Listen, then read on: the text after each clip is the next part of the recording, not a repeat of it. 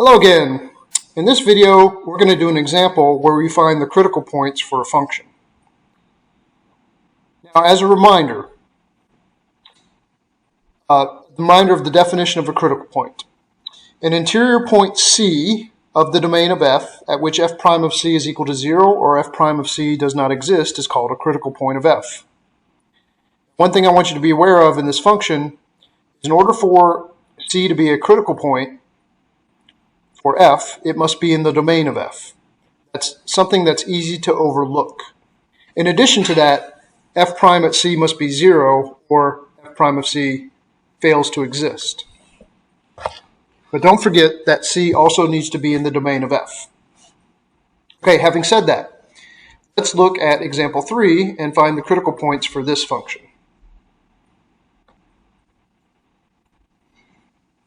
Okay, so obviously the first thing we're going to have to do here is find the derivative.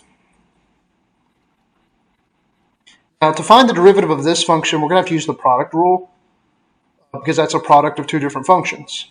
And the product rule says you take the first function and multiply it by the derivative of the second function, and then you add that to the second function times the derivative of the first one. Okay, so the first function is x squared.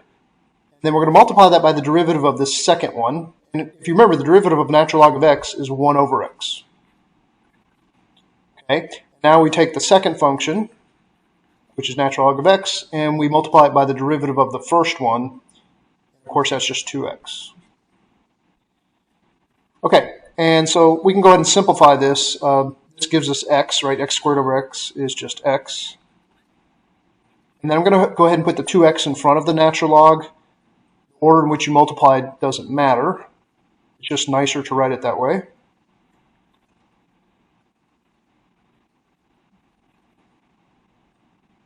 And now let's look at the two different cases. We need to look at the case when this is derivative is either 0, and then solve for the x values that make the derivative 0. And then we also need to find the x values that make the derivative not exist. Okay, so let's start with this case, when the derivative doesn't exist. So here's the derivative. When does it not exist, right? For which x values does this function not exist? Well, the biggest concern here, in fact the only concern, is the natural log function. You may remember this, but natural log functions only exist for positive input values. So I have to put in a positive x value here for it to exist.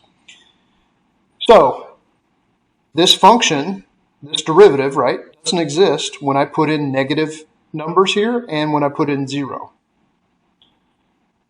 That's because natural log of 0 and natural log of a negative number do not exist. Okay, so this does not exist, right? The derivative does not exist when x is less than or equal to 0.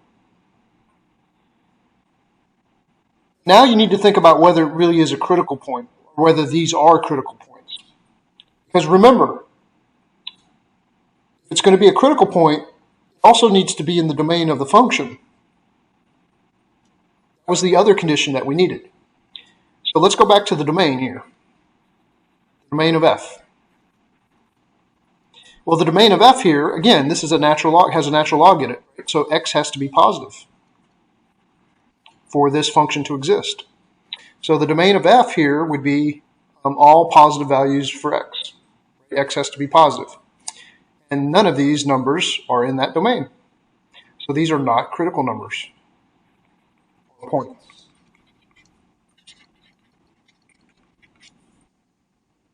Because they're not in the domain of the function. Remember, in order to be a critical number, you must first be in the domain of the function.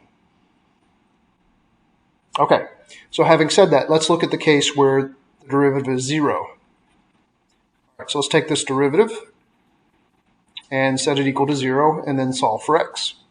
Now to solve for x here, I think the first thing you want to do here is factor this x out, and that's going to leave you with a 1 plus and then 2 natural log of x. Now the only way this is going to equal 0 is if one of these two is 0.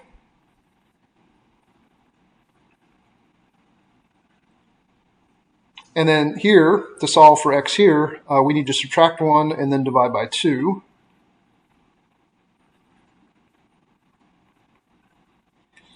And now we're left with this logarithmic function, logarithmic equation.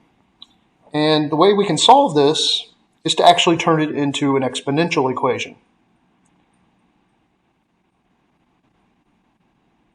Now you may remember the inverse function of natural log of x is the exponential function with base e. Remember, the base of the natural log function is base e.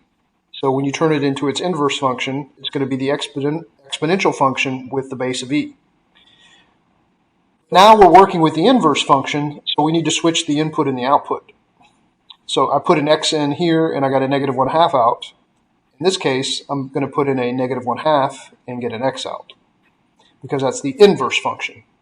That's what the inverse function does. It switches the input and the output. But the good news is, we now know what x is. It's e raised to the negative 1/2 power. Which, of course, if you wanted to write this in a different form, that's the same as 1 over e to the positive 1/2 power, because that's what this negative exponent does. And then this 1/2 power is the same as the square root of e. So this is really 1 over the square root of e. E is about 2.71. So when you take the square root of this, you get a positive number, of course. And 1 over a positive number is a positive number, and that means it's in the domain.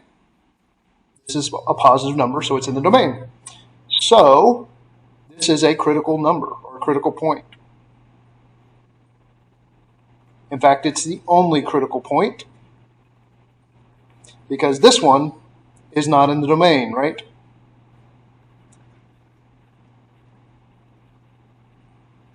And that's why it's important to remember that critical points need to be in the domain of the original function. Right? Otherwise, you might think that this one and this one are these are critical points, and they're not. This is the only one that's a critical point. Okay, so what we're going to do in the future, just so you know, is that once we find critical points, we're going to classify them. When you have a critical point, we're going to classify them as either being the location of a local maximum or the location of a local minimum, or neither of those. And we'll do that in the future. I think we'll do that in the next section. Okay, until then, I hope you found this video helpful. Thank you for watching. Bye-bye.